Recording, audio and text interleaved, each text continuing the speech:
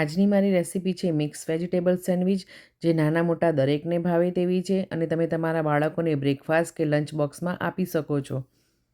Quick અને easy આ સેન્ડવિચની recipe ફક્ત 10થી 15 મિનિટમાં જ બની જાય છે. અને તમને જો મારી આ સેન્ડવિચની રેસીપી ગમે તો લાઇક કરજો, શેર કરજો અને મારી ચેનલને સબસ્ક્રાઈબ કરજો. જય અંબે, જય શ્રી કૃષ્ણ મિત્રો. કુમુસ કિચનમાં તમારું સ્વાગત છે. ચાલો રેસીપી સ્ટાર્ટ કરીએ. અહીંયા મેં 1 કપ છીણેલું પનીર લીધું છે, કોર્ન, કેપ્સિકમ અને 1 ગાજરને પણ મેં છીણીને લીધેલું છે.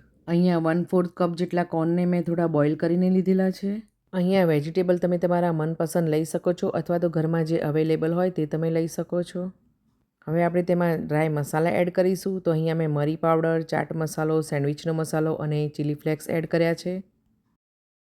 બધા જ ડ્રાય મસાલા એડ કર્યા પછી આપણે તેમાં હવે કેચઅપ, શેઝવાન સોસ અને સ્વાદ પ્રમાણે મીઠું એડ કરીશું અને બધી જ વસ્તુને સારી રીતે મિક્સ કરી લઈશું. તમને જો માયોનીઝ પસંદ હોય તો તમે અહીંયા એડ કરી શકો છો.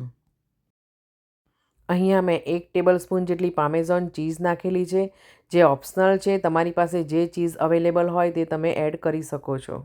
બધી જ વસ્તુને સારી રીતે મિક્સ કર્યા પછી તમે જોઈ શકો છો કે આપણું આ સેન્ડવિચનું મિક્સર કેટલું સરસ કલરફુલ બન્યું છે અને ટેસ્ટમાં પણ એકદમ સરસ છે. અહીંયા મારી પાસે વ્હાઇટ બ્રેડ હતી એટલે મેં વ્હાઇટ બ્રેડનો યુઝ કર્યો છે, પણ જો તમારી પાસે મલ્ટીગ્રેન કે વ્હીટ બ્રેડ હોય તો તમે તેનો પણ યુઝ કરી શકો છો. બ્રેડની સ્લાઇસ ઉપર આપણે બટર સારી રીતે લગાવી દઈશું અને બટર લગાવ્યા પછી આપણે ગ્રીન ચટણી પણ સારી રીતે લગાવી દઈશું. બટર અને ચટણી લગાવ્યા પછી આપણે તેમાં પનીરનું ફિલિંગ એડ કરીશું. તો અહીંયા મેં 2 થી 3 ટેબલસ્પૂન જેટલું પનીરનું ફિલિંગ લીધું છે અને તેને સારી રીતે આપણે બ્રેડ ઉપર લગાવી દઈશું અને બ્રેડની બીજી સ્લાઇસ ઉપર આપણે ચીઝ મૂકી દઈશું. તો ચીઝની સ્લાઇસ મૂક્યા પછી આપણે બ્રેડને કવર કરી દઈશું અને ઉપર થોડું બટર લગાવી દઈશું અને બટર લગાવ્યા પછી આપણે તેને પનીરની મેકરમાં ટોસ્ટ કરીશું. જો તમારી પાસે પનીરની મેકર ના હોય તો તમે તવા ઉપર પણ ટોસ્ટ કરી શકો છો.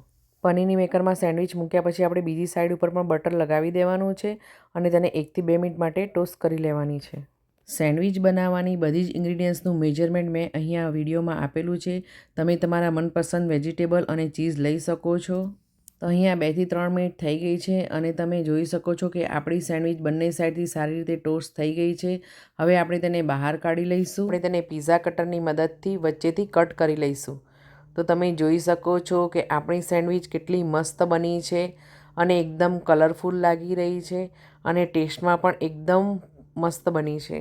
તો જોતાં જ ખાવાનું મન થઈ જાય તેવી આ સેન્ડવિચને આપણે ચીઝથી ગાર્નિશ કરીશું. તો સાંજે ઘણીવાર ભાખરી શાક ખાવાની ઈચ્છા ના હોય અને કંઈક ચટપટું ખાવાનું મન થયું હોય તો તમે ફટાફટ આ સેન્ડવિચ 10 થી 15 મિનિટમાં જ બનાવી શકો છો. તમે મારી આ રેસીપી કયા સિટીમાંથી જોઈ રહ્યા છો તે મને ચોક્કસથી કોમેન્ટ કરીને જણાવજો. અને જો તમને મારી આ રેસીપી ગમી હોય તો લાઈક કરજો, શેર કરજો અને મારી ચેનલને સબસ્ક્રાઈબ કરજો. તો ફ્રેન્ડ્સ, તમે મને ફેસબુક, ટિકટોક, ઇન્સ્ટાગ્રામ અને યુટ્યુબ ઉપર પણ ફોલો કરી શકો છો. તો મને ચોક્કસથી ફોલો કરજો. હવે આપણે મળીશું નેક્સ્ટ રેસીપીમાં. ત્યાં સુધી જય શ્રી કૃષ્ણ ફ્રેન્ડ્સ.